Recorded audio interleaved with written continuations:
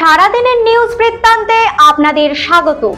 সারাদিনের বাছাই করা খবরের আপডেট নিয়ে আপনাদের সঙ্গে আমি অনিন্দিতা। আজকের বিশেষ বিশেষ খবরগুলো এক নজরে।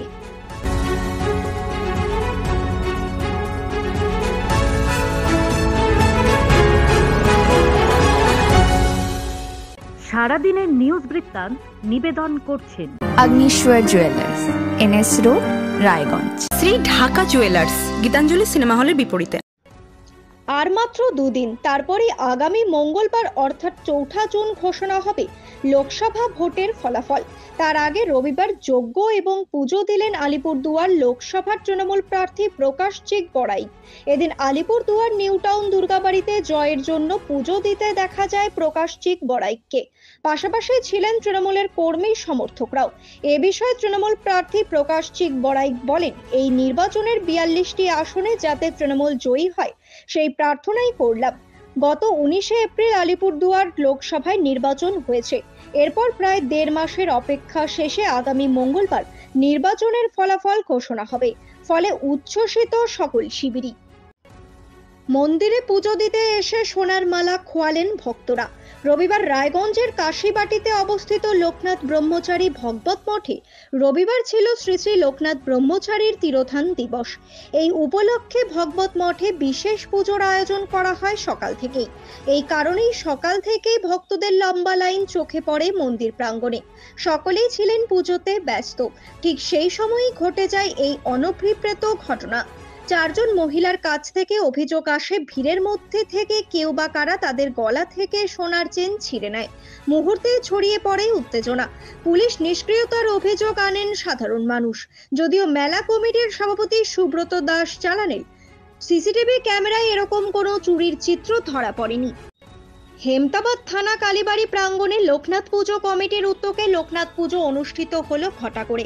রবিবার দুপুরে স্থায়ী মন্দিরে ঘটা করে পুজো দেওয়া হয়। পুজো উপলক্ষে 2 দিন ব্যাপী বাউল উৎসবও অনুষ্ঠিত হবে।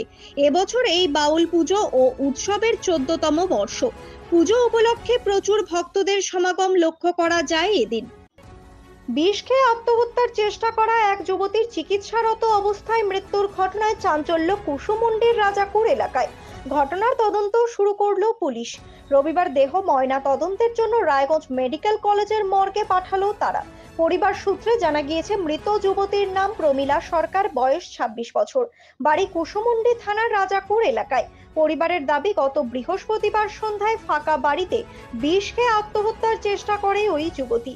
তাকে উদ্ধার করে প্রথমে স্থানীয় স্বাস্থ্য কেন্দ্রে এবং পরে চিকিৎসকদের পরামর্শে রায়গঞ্জ মেডিকেল কলেজ ও হাসপাতালে ভর্তি করা হয়। শনিবার রাতে রায়গঞ্জ মেডিকেলে চিকিৎসাধীন অবস্থায় মৃত্যু হয় তার। প্রতিদিনের প্রতি মুহূর্তের খবরের আপডেট পেতে চোখ রাখুন নিউজ বৃত্তান্তের ফেসবুক পেজে। সাবস্ক্রাইব করুন নিউজ বৃত্তান্ত ইউটিউব চ্যানেলকে।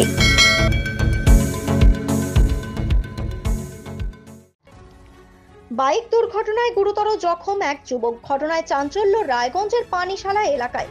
রবিবার দুপুরে ওই যুবককে রায়গঞ্জ মেডিকেল কলেজ ও হাসপাতালে ভর্তি করা হয়েছে।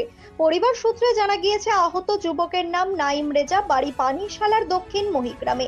এদিন দুপুরে কৃষ্ণমুড়ি থেকে পানিশালার দিকে আসছিল সে। সেই সময় কোনোভাবে নিয়ন্ত্রণ হারিয়ে একটি টোটোর সাথে সংঘর্ষ হয় ওই বাইকের। ঘটনায় গুরুতর জখম হয় ওই যুবক। হেমতাবাদ বিদ্রোহী কালী মন্দিরে ঘটা করে লোকনাথ পুজো অনুষ্ঠিত হলো রবিবার। স্থানীয় বাসিন্দারা পুজো দিতে ভিড় জমান এদিন মন্দির প্রাঙ্গণে। অভিষেক প্রধান সহ অন্যান্যরা উপস্থিত ছিলেন এদিনের এই পুজোয়। পুজো দিতে যাওয়ার পথে দুর্ঘটনার কবলে জলপাইগুড়ি রাজবাড়ির পাড়ার বাসিন্দা। দুর্ঘটনাটি ঘটে জলপাইগুড়ি খড়িয়া অঞ্চলের বিবেকানন্দ পল্লী এলাকার জাতীয় সড়কে। পুজো দিতে যাওয়ার পথে দুর্ঘটনার কবলে পড়েন জলপাইগুড়ি রাজবাড়ি পাড়ার বাসিন্দা সুদীপ কান্তি মজুমদার। আনুমানিক সকাল 10টা 50 নাগাদ জাতীয় সড়ক হয়ে একটি লরি যাচ্ছিল জয়গাঁওতে। অপর একটি ছোট প্রাইভেট গাড়ি, সেটি যাচ্ছিল জলপাইগুড়ির দোমোহানি এলাকায়। দুটো গাড়িতেই একজন করে চালক ছিল। হঠাৎ এর কোনো খবর নেই। ঘটনাস্থলে জলপাইগুড়ির ট্রাফিক পুলিশ পৌঁছেছেন এবং পুরো বিষয়টি খতিয়ে দেখছেন। সারাদিনের নিউজ বৃত্তান্ত আজ এই পর্যন্তই। সঙ্গে থাকুন, দেখতে থাকুন, চোখ রাখুন নিউজ বৃত্তান্তে। নিউজ বৃত্তান্ত, হলুদ নয়, স্বচ্ছ।